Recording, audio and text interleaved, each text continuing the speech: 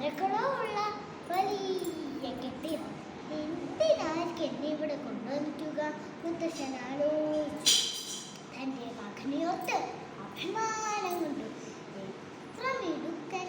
അവർ അവിടെ ഉണ്ടായിരുന്നു. പെൺകുട്ടിൻ്റെ അടുത്ത് ചെന്ന് പെൺകുട്ടി ചോദിച്ചു, എന്താ പേര്? എത്ര വയസ്സ്? ചെറുപ്പക്കാരൻ മടിച്ചു കൊണ്ട് പറഞ്ഞു, ഇതാണ് എൻ്റെ അച്ഛൻ, പേര് രാമൻകുട്ടി, വയസ്സ് 75. വീട്ടിൽ അച്ഛനെ നോക്കാൻ ആരുമില്ല.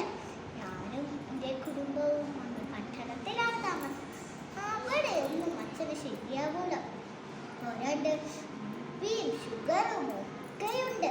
ഇവിടെ ആവുമ്പോ മിണ്ടിയും പറഞ്ഞു ഇരിക്കാൻ കുറച്ച് ആളുകളുണ്ടല്ലോ. എല്ലാം ശരി തന്നെ എന്ന ഭാവത്തിൽ പെൺകുട്ടി തലയാട്ടിക്കൊണ്ട് ചോദിച്ചു, ഏത് റൂമാ വേണ്ടേ? എസിയോ നോൺ എസിയോ? കഴിക്കാൻ എന്താ വേണ്ടേ? വെജോ നോൺ വെജോ? ടിവിയും എസിയുള്ള വലിയ റൂമായിക്കോട്ടെ. അച്ഛന് കഴിക്കാൻ ഇഷ്ടമുള്ളത് കൊടുത്തോളൂ, പൈസ ഞാൻ കൃത്യമായി അയച്ചു തരാം എന്ന് പറഞ്ഞ് ചെറുപ്പക്കാരൻ സാധനങ്ങൾ എടുക്കാനായി കാറിനടുത്തേക്ക് പോയി. അപ്പോഴും പുറത്തുള്ള കാഴ്ചകൾ കണ്ടിരിക്കുകയായിരുന്നു മുത്തശ്ശൻ. കുറച്ചു നേരം കഴിഞ്ഞതും അതുവഴി ഒരു ഫാദർ നടന്നു വന്നു.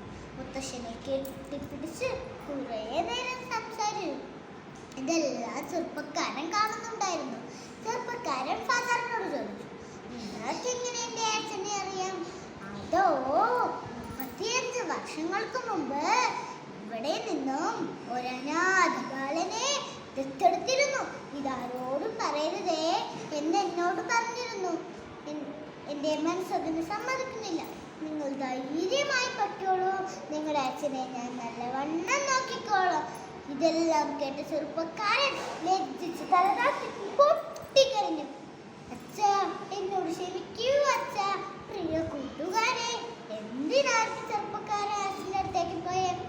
വീട്ടിലേക്ക് കൊണ്ടുപോകാൻ. വാർദ്ധക്യം ഒരു രോഗമല്ല, അതൊരവസ്ഥയാണ്. നമ്മളെ വളർത്തി വലുതാക്കിയ മാതാപിതാക്കൾ തെരുവുകളിൽ വലിച്ചെറിയരുത്, അരുത്.